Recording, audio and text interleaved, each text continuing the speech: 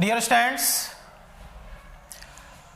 प्यारे बच्चों, मैकेनिक्स में फ्रिक्शन टॉपिक फिनिश हो गया था। अब नेक्स्ट टॉपिक देख रहे हो, conservation of linear momentum, collision, centre of mass and centre of gravity topic आज स्टार्ट कर रहे हैं। बहुत इंटरेस्टिंग टॉपिक है। इसमें सबसे पहले law of conservation of linear momentum पढ़ते हैं, इससे रिलेटेड सारे कॉन्सेप्ट पढ़ते हैं। इसके बाद से सेंटर ऑफ मास इसी टॉपिक में पढ़ते हैं, सेंटर ऑफ ग्रेविटी पढ़ते हैं। उस सेंटर मास सेंटर ग्रेविटी अलग अलग नहीं पढ़ना है, क्योंकि स्मॉल बॉडीज का सेंटर मास सेंटर ग्रेविटी हम लोग को पढ़ना होता है। तो स्मॉल बॉडीज का जो पोजीशन सेंटर ऑफ मास का होता है वही पोजीशन सेंटर ऑफ ग्रेविटी का होता है। ठीक है, तो इसमें विशेष रूप से कोलिजन का कॉन्सेप्ट है, सेंटर मास है, सेंटर ग्रेविटी है। जो कोलिजन होता है ये totally law of conservation of linear momentum पे बेस्ड होता है। तो सबसे पहले हम लोग law of conservation of linear momentum के स्टडी करेंगे। रॉकेट का प्रिंसिपल भी इसी टॉपिक को हम लोग पढ़ेंगे। इस टॉपिक के लास्ट में रॉकेट का कॉन्सेप्ट पढ़ लेंगे, प्रिंसिपल ऑफ रॉकेट हम लोग पढ़ लेंगे। ठीक है, और असाइनमेंट में भी NCERT first level, second level, 3 level रहेगा। असाइनमेंट दे दिया जाएगा आप लोगों को, एनसीईआरटी फर्स्ट लेवल और second level. Types of collision भी हम लोग को इस टॉपिक में पढ़ना है। टाइप्स ऑफ कोलिजन में perfectly elastic collision, perfectly inelastic collision and usual elastic collision. जो प्रैक्टिकली जो कोलिजन पॉसिबल है वो फिर हम लोग को पढ़ना होता है। इसके बाद से देखा जाए तो Newton's experimental formula for collision भी इसी टॉपिक में पढ़ना होता है। Newton's experimental formula for collision. ठीक बेटा, तो इतने पॉइंट्स इस टॉपिक में हैं। बहुत बड़ा टॉपिक नहीं है, लेकिन खूब क्वेश्चन कराया जाएगा, उसमें थोड़ा समय लगेगा। इसके बाद से वर्क पावर एनर्जी टॉपिक फिर आएगा, फिर सर्कुलर मोशन, आगे इंपॉर्टेंट टॉपिक और हम लोग को पढ़ना है। ठीक है, तो हम लोग अभी हेडिंग लिखें लॉ ऑफ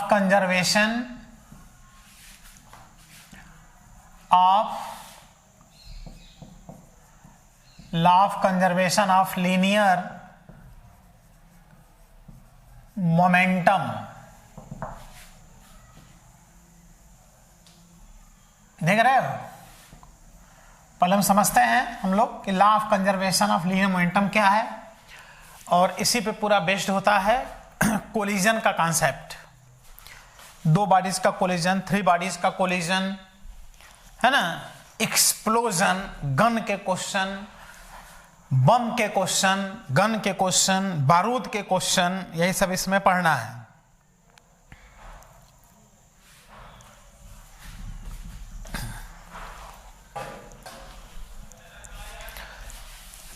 कहीं क्वेश्चन में गन का नाम लेगा, कहीं बम का नाम लेगा, कहीं बारूद का नाम लेगा, जैसे लगेगा आतंकवाद सीख रहे हो, आतंकवादी बन रहे हो, जबकि ऐसा नहीं है कुछ। क्योंकि इसी पे बेस्ड ये कॉन्सेप्ट है, इसलिए इसको पढ़ना जरूरी है। सेंटर ऑफ मास भी पढ़ना है, सेंटर ऑफ ग्रेविटी भी पढ़ना है, law of conservation of linear momentum पे खूब ढेर सारे क्वेश्चंस हम लोग को सॉल्व करने हैं। ठीक बेटा,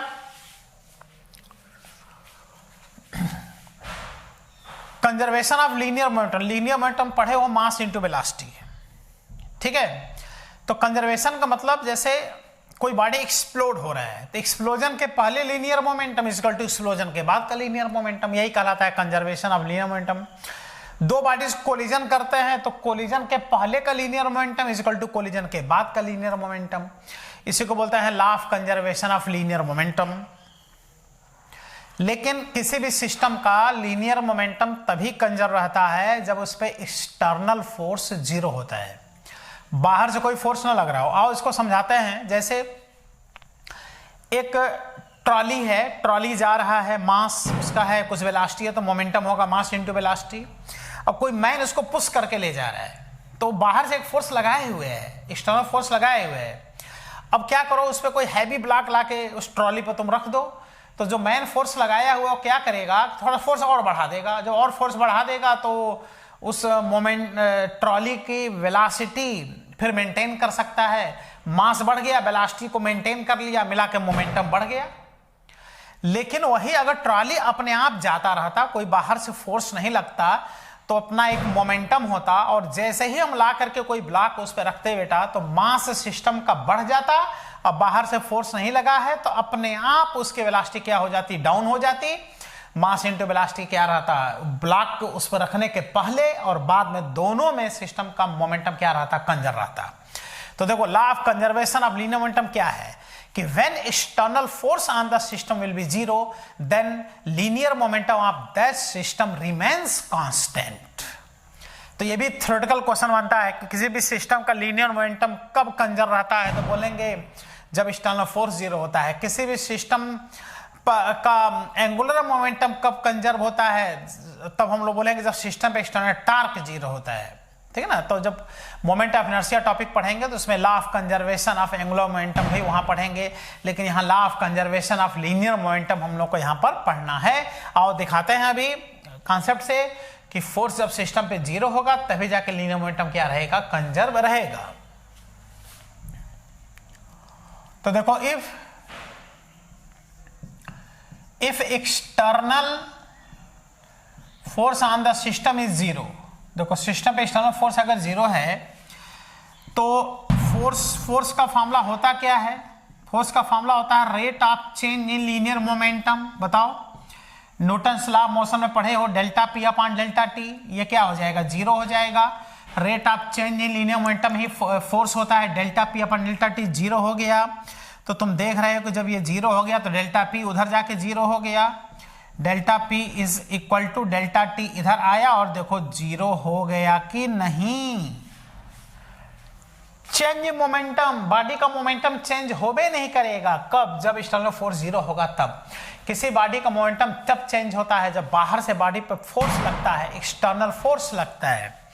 तो यहां सब तुम देख लो delta P is equal to zero, तो डेल्टा पी को हम लोग क्या कहेंगे, देखो final P, final momentum minus initial momentum is equal to zero, यानी फाइनल मोमेंटम और इनिशियल मोमेंटम का जो डिफरेंस होगा वो जीरो होगा। इसका मतलब क्या होगा, इनिशियल लीनियर मोमेंटम किसके बराबर होना चाहिए, फाइनल लीनियर मोमेंटम के बराबर होना चाहिए। Initial linear momentum final linear momentum के बराबर होगा तो इसको कहेंगे कि मोमेंटम क्या बना रहेगा, कांस्टेंट बना रहेगा। मोमेंटम कब कांस्टेंट बना रहेगा, जब एक्सटर्नल फोर्स क्या होगा बेटा, जीरो होगा। इसका मतलब linear momentum of system remains constant, system का लीनियर मोमेंटम कांस्टेंट बना रहता है। ऐसा कब होता है, जब सिस्टम पर एक्सटर्नल फोर्स जीरो होता है, यही कहलाता है law of conservation of linear momentum. ऐसा कब होगा, when external force on the system will be zero, जब एक्सटर्नल फोर्स जीरो होगा उस समय लीनियर मोमेंटम कांस्टेंट रहेगा। इसी को बोलते हैं law of conservation of linear momentum.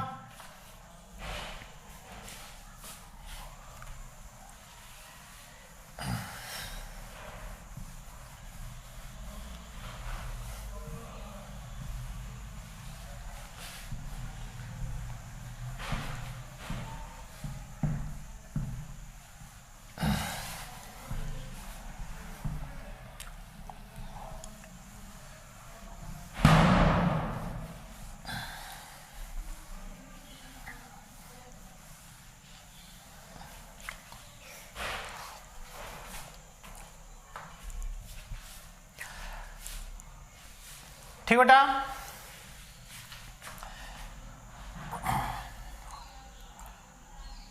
तो क्या कहेंगे, when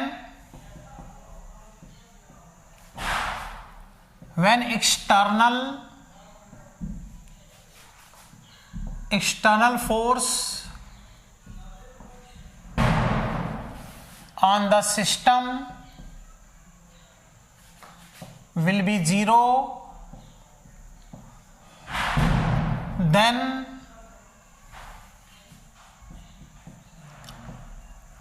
linear momentum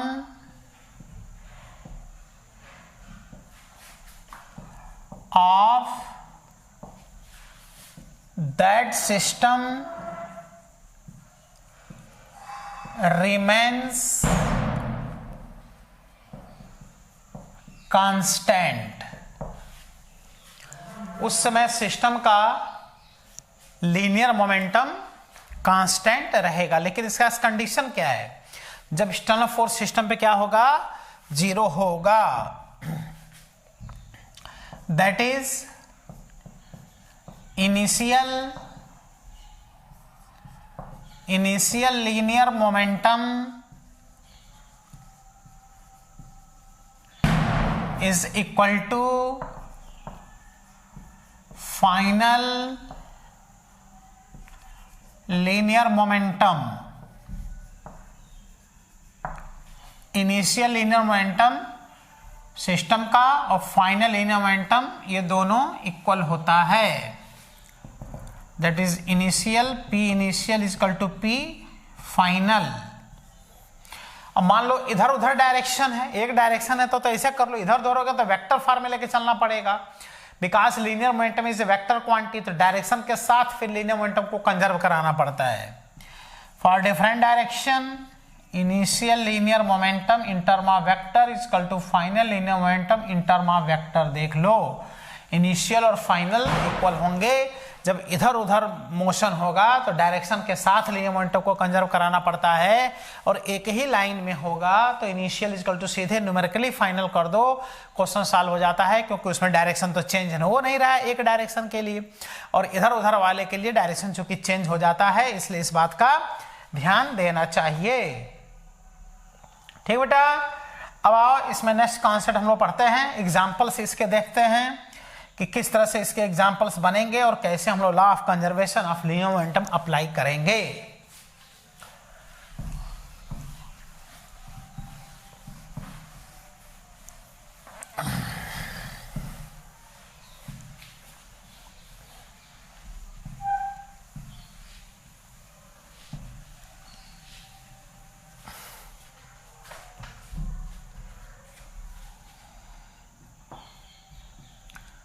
example,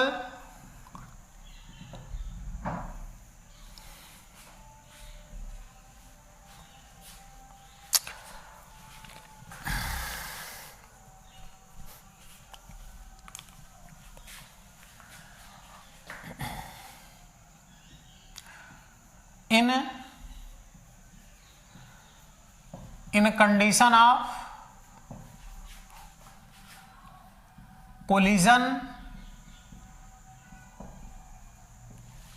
collision के कंडीशन में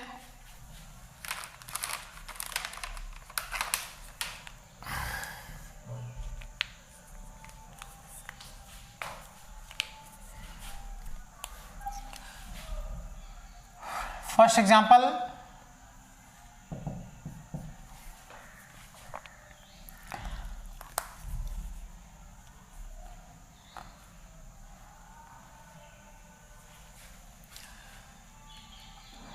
जैसे एक बॉडी, ये बॉडी मोशन कर रहा है, दूसरे बॉडी से कोलिजन कर रहा है। देख रहे हो, ये एक बॉडी है, इसका मास है m1, ये दूसरा बॉडी है, इसका मास है m2, इसकी वेलोसिटी है u1, इसकी वेलोसिटी है u2। ये इससे कोलिजन करता है, ये इससे टकराता है। तो ये कब टकराएगा, जब u1 u2 से ज्यादा होगा तब ये से आके कोलिजन करेगा। तो कोलिजन के बाद इसको फिर यहां हम दिखा रहे हैं, इसको फिर हम यहां दिखा रहे हैं। देख रहे हो, m1 और m2। तो कोलिजन के बाद इसकी वेलोसिटी हो गया v1, इसकी वेलोसिटी हो गया v2 कोलिजन के बाद। तो ये कहलाता है बिफोर कोलिजन, ये कहलाता है आफ्टर कोलिजन। कोलिजन के पहले, कोलिजन के बाद। बाहर से अगर फोर्स नहीं लग रहा है, बस यहाँ किससे टकरा रहा है और कोई फोर्स बाहर से नहीं लग रहा है, सरफेस पे भी ये दोनों चल रहे हैं तो फ्रिक्शन नहीं लग रहा है, ऐसे में इस समय जो सिस्टम का टोटल मोमेंटम होगा बराबर इस समय सिस्टम का टोटल मोमेंटम होगा। सिस्टम हम नाम ले रहे हैं, ध्यान देना, ये नहीं कि किसी एक का मोमेंटम कंजर्व रहेगा, सबका मिला के, इसका मिला के इसके मोमेंटम के बराबर होगा। When external force on the system remains will be zero, then linear momentum of system remains constant. That is linear momentum before collision of the system is equal to linear momentum after collision of whole system. तो ये कहलाएगा before collision, देख रहे हो, और ये कहलाएगा after collision. Then according to law of conservation of linear momentum, short में लिख दिया COCLM, law of conservation of linear momentum, initial linear momentum is equal to final linear momentum, केवल न्यूमेरिकली, क्योंकि डायरेक्शन में तो कोई चेंजिंग हो ही नहीं रहा है। तो अब इनिशियल लीनियर मोमेंटम बताओ, इसका लीनियर मोमेंटम सिस्टम का कितना होगा, m1 u1 प्लस इसका मोमेंटम होगा देखो m2 u2 is equal to यहां का मोमेंटम होगा m1 v1 plus m2 v2। कुछ आया समझ बेटा? ये इस तरह से इक्वेशन बना करके और क्वेश्चन को सॉल्व करना पड़ता है। देख लो, इस तरह से इक्वेशन बनता है। कितना सिंपल से इक्वेशन, कुछ याद भी नहीं करना है, ये कोई फॉर्मूला नहीं है, कांसेप्ट है। Initial momentum of the system is equal to final momentum of the system, केवल एक कांसेप्ट है, ध्यान देना, इसके लिए परेशान नहीं होना है कि कोई फॉर्मूला बैठ कर हम रट रहे हैं। बोलो, कंप्लीट हो गया। हम अब सेकंड नंबर की बात करते हैं। देखो सेकंड नंबर, ये बॉडी इधर मोशन कर रहा है और ये बॉडी देखो इधर अपोजिट मोशन करके आके टकरा रहा है। भाई तो दो बॉडी अगर ऐसे आएंगे तो निश्चित ही टकरा जाएंगे, अगर एक ही ट्रैक पे आ रहे हैं तो, या ऐसे मोशन कर रहे हैं। अब इसके बाद से ये कहां जा रहे हैं हम लोग को कुछ पता नहीं रहता है, ध्यान देना। इसलिए बाद में हमेशा ऐसे ही डायरेक्शन दिखाया जाता है। ये दोनों साल अगर तुमने किया, पॉजिटिव वैल्यू आ गया मतलब जो डायरेक्शन तुम दिखाए वो सही है। अगर कोई वैल्यू 0 आ गया मतलब वो बॉडी रेस्ट में आ गया, ये बताना चाहेगा बॉडी रेस्ट में आ गया। कोई वैल्यू अगर नेगेटिव आ गया मतलब वो बताना चाहेगा जो डायरेक्शन तुम दिखाए वो नहीं है, अपोजिट जा रहा है। इसलिए बात का ध्यान दो, वो अपने आप सेट होकर के अनुसार आता है। वो ये किधर भी मोशन करे बाद में इसको ऐसे ही दिखाओ, ठीक। अब before collision, after collision, law of conservation of linear momentum. अब बताओ m1 u1 अगर इधर होगा तो ये अपोजिट है, इसमें से ये बेटा माइनस हो रहा है ना, अपोजिट है, माइनस हो रहा है, इसलिए यहां क्या कर देंगे, माइनस कर देंगे। तो m1 u1 minus m2 u2 equal to m1 v1 plus m2 v2 apply करके इक्वेशन बनाएंगे। अपोजिट है, देखो अपोजिट है तो momentum is vector quantity minus होवे करेगा, ठीक है। ये दो स्पेशल केस हमने बताया। अब जो थर्ड एग्जांपल बता रहे हैं, ये सब एग्जांपल साथ बताएंगे तब जाके क्वेश्चन सॉल्व कराएंगे असाइनमेंट से, तब तक असाइनमेंट ही भेज दिया जाएगा। तो इससे क्या होगा ना कि क्वेश्चन सॉल्व होने लगेगा और समझ में आएगा हम क्वेश्चन कैसे सॉल्व करेंगे। अपोजिट होगा तो ऐसे माइनस लगा देंगे, बाकी हम ऐसे ही डायरेक्शन दिखाएंगे, वो जैसा होना होगा वैसा सेट होकर के अपने आप आ जाएगा। रेस्ट में होना होगा तो 0 आ जाएगा, अपोजिट जा रहा होगा तो माइनस में आ जाएगा।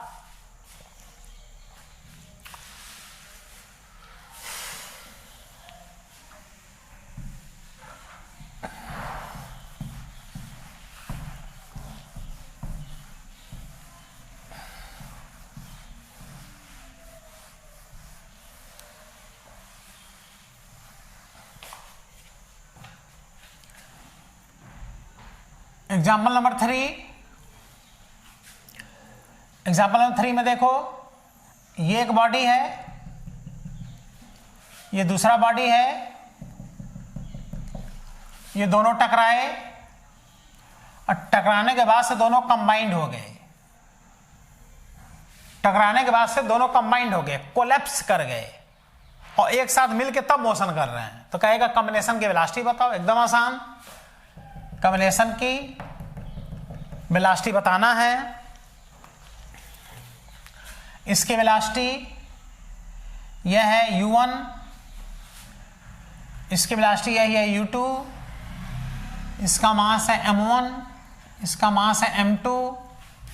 आफ्टर कोलिजन इसकी कॉम्बिनेशन की वेलोसिटी फाइंड कराएगा। तो बताओ दोनों का मास एडिशन हो जाएगा ना, m1 प्लस m2 हो जाएगा। देख रहे हो, कॉम्बिनेशन के वेलोसिटी फाइंड करना होगा तो हम लोग कहेंगे initial momentum is equal to final momentum. Initial momentum होगा, देख लो, m1 u1 प्लस ये हो जाएगा m2 u2 is equal to, ये आ गया, देख लो, m1 plus m2 into v। देखो m1 plus m2 into v।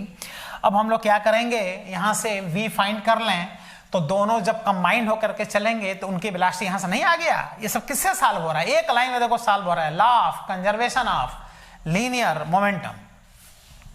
इसलिए यहां से देखो v आ गया, v is equal to m1 u1 plus m2 u2 upon m1 plus m2। देख लो, ये कहलाएगा वेलोसिटी ऑफ कॉम्बिनेशन, कॉम्बिनेशन की वेलोसिटी। इस पूरे कॉम्बिनेशन की क्या वेलोसिटी होगा, तो ये आ जा रहा है किससे, law of conservation of linear momentum से। बेटा सॉल्व हो जा रहा है कितना आसानी से, एक लाइन में सॉल्व होता है लॉ ऑफ। कहीं बाहर से यहां फोर्स नहीं लग रहा है, ये टकराया और फ्री है एकदम, दोनों फ्री हैं, अलग से कोई फोर्स नहीं, ये नहीं दोनों टकराया और हाथ से जाके पकड़ लिए तो क्यों मोमेंटम कंजर्व रहेगा। इसी को कहते हैं कि when external force on the system will be zero then linear momentum of that system remains constant. एक का मोमेंटम कंजर्व नहीं रहेगा, पूरे सिस्टम का मिला के कंजर्व रहेगा। कोलिजन के पहले लीनियर मोमेंटम बराबर कोलिजन के बाद लीनियर मोमेंटम, एक्सप्लोजन के पहले लीनियर मोमेंटम बराबर एक्सप्लोजन के बाद लीनियर मोमेंटम।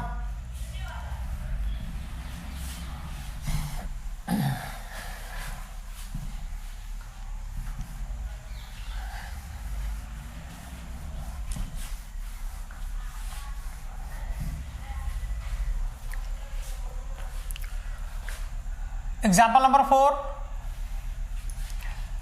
ये वुडन ब्लॉक है,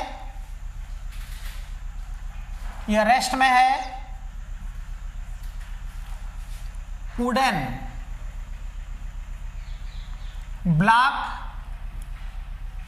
लकड़ी का बना है, जिससे कि इसमें कोई बुलेट अगर फायर किया जाए तो उसी के अंदर वह पेनिट्रेट हो जाए। अब यहां से क्या किया, एक बुलेट फायर किया, स्मॉल m मास का बुलेट v वेलोसिटी से फायर किया, बुलेट अब कोलिजन करने के बाद ये इसमें आकर के इमिडेड हो गया। इमिडेड हो जाना क्वेश्चन का लैंग्वेज दिया रहेगा, बुलेट उसके अंदर आके धस गया तो कहेगा कि धसने के बाद से इनकी वेलोसिटी बताओ, कॉम्बिनेशन की ब्लॉक की कितनी वेलोसिटी होगी। तो जब इसके अंदर आकर ये धस गया, इमिडेड हो गया, उसी के अंदर आकर रुक गया, तो ये ब्लॉक अब किस वेलोसिटी से आगे बढ़ेगा, ये वेलोसिटी यहां पर पूछता है, आगे बढ़ने की वेलोसिटी। तो इसकी वेलोसिटी को v डैश मान लें, तो ये देखो वेलोसिटी पूछता है। इस ब्लॉक का जो अपना मास है ये बेटा कैपिटल M है, तो देखो ये तो ब्लॉक कैपिटल M रह ही गया। अब जब ये टकरा के आया, इसके अंदर इमिडेड हो गया, तो ये इसके अंदर आ गया, इसका मास देखो स्मॉल m हो गया, तो यहां दोनों मास ऐड हो जाएगा। तो अप्लाई कर दो, कोलिजन के पहले इनिशियल मोमेंटम इक्वल टू बाद वाला फाइनल मोमेंटम। ये मोमेंटम देखो हो गया mb, बुलेट का मोमेंटम mb, और ये ब्लॉक किसमें है बेटा, रेस्ट में, तो इसका मोमेंटम हो गया 0 इक्वल टू दोनों का मास ऐड हो गया, ये हो गया m plus m into v, तो आ गया v डैश, ये हो गया v डैश। तो v dash is equal to देखो m upon m plus m into v। देख रहे हो, ये आ गया कॉम्बिनेशन की velocity after embedded the bullet inside wooden block. ये भी आ गया वेलोसिटी ऑफ कॉम्बिनेशन, ये कॉम्बिनेशन की वेलोसिटी यहां से आ गया। ठीक है। एग्जाम्पल नंबर 5 बताते हैं। 5 नंबर एग्जाम्पल,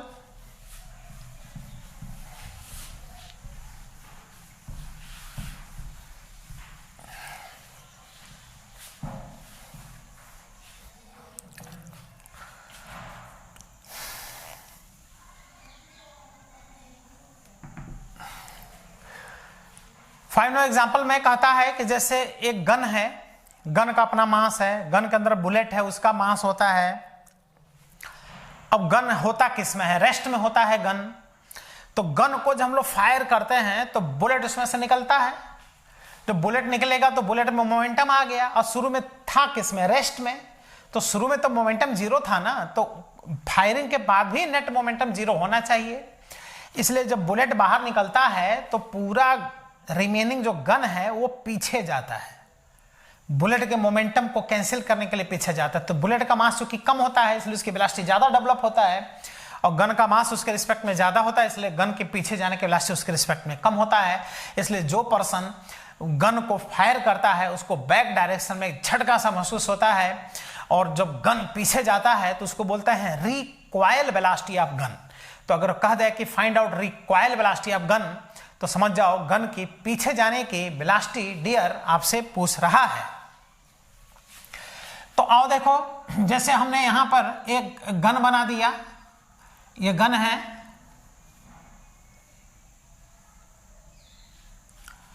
अब इसको फायर किया। गन का मास कितना है? Capital M. इसके अंदर जो बुलेट होगा इसका मास स्मॉल एम, और ये रहेगा किस में बताओ? रेस्ट में। ये जो गन है वो रेस्ट में है, बुलेट भी रेस्ट में है। ये इसके अंदर क्या है? बुलेट है। जब फायर करोगे तो बुलेट बाहर निकलेगा, बुलेट बाहर निकलेगा, फिर गन के पीछे जाने की वेलोसिटी पूछेगा। तो आफ्टर फायरिंग हम एक डायग्राम देखो और यहां बना दे रहे हैं।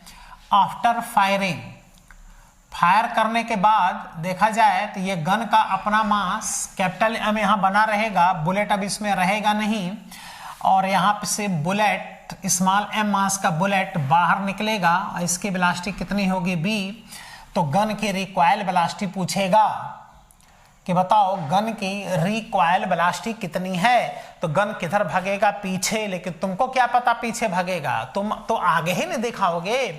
तुम ये दिखाओ कि ये गन भी आगे चल रहा है किस वेलोसिटी से? v डैश वेलोसिटी से।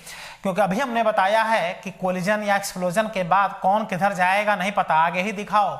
अब तुम सॉल्व करोगे तो देखना इसकी वेलोसिटी इसके रिस्पेक्ट में निगेटिव आएगा। निगेटिव आएगा मतलब ये बताना चाहेगा कि बुलेट आगे जा रहा है तो गन पीछे जाएगा। और क्यों पीछे जाएगा? बुलेट के मोमेंटम को कैंसिल करने के लिए। क्यों कैंसिल करने के लिए? क्योंकि फायरिंग के पहले सिस्टम रेस्ट में था, फायरिंग के पहले नेट मोमेंटम सिस्टम का क्या था? जीरो था। इसलिए उसको कैंसिल करने के लिए, बुलेट के मोमेंटम को कैंसिल करने के लिए गन पीछे जाता है, which is known as recoil velocity of gun. अगर कोई पर्सन पहली बार अगर गन को फायर कर दे तो बुलेट जाता है आगे और मैन जाता है पीछे, इतना तेज झटका सा लगता है। लेकिन जिसको फायरिंग करने का एक्सपीरियंस होता है, वो ट्रेनिंग लिया रहता है, उसको झटका कम लगता है। तो क्यों गन पीछे जाता है? मोमेंटम को क्या करने के लिए? कंजर्व करने के लिए गन पीछे जाता है, which is known as recoil velocity of gun. तो बताओ ये है आफ्टर फायरिंग, यह है बिफोर फायरिंग। फायरिंग के पहले, ये फायरिंग के बाद। तो इनिशियल मोमेंटम बराबर कर दें क्या? Final momentum. यहां का मोमेंटम जीरो होगा क्योंकि सिस्टम किस में है? रेस्ट में। बाद में बचेगा गन, गन का मास m और गन की velocity v dash plus bullet का मास m और इसकी वेलोसिटी v। इसको इधर लेते आओ या इसको इधर लेते आओ तो हो गया देखो mb dash is equal to minus m into V. तो यहां से देख लो तुम ही, v dash is equal to minus आ रहा है कि नहीं dear? Minus small m upon capital M into V. कुछ आया समझ में? यह माइनस क्या इंडिकेट कर रहा है? देखो इस वेलोसिटी के रिस्पेक्ट में ये माइनस आ रहा है, मतलब बुलेट आगे जाएगा तो गन पीछे भागेगा। इसलिए इसको बोलते हैं recoil recoil velocity of gun, gun की रिक्वायल वेलोसिटी, गन की रिक्वायल वेलोसिटी मतलब गन की पीछे भागने वाली वेलोसिटी। तो आज हम law of conservation of linear momentum start कर दिए, एग्जांपल बता दिए, असाइनमेंट भेज दिया जाएगा अगले टर्न पर कुछ और एग्जांपल बता के, बट बेटा इसमें हम क्वेश्चन कराएंगे। Thank you.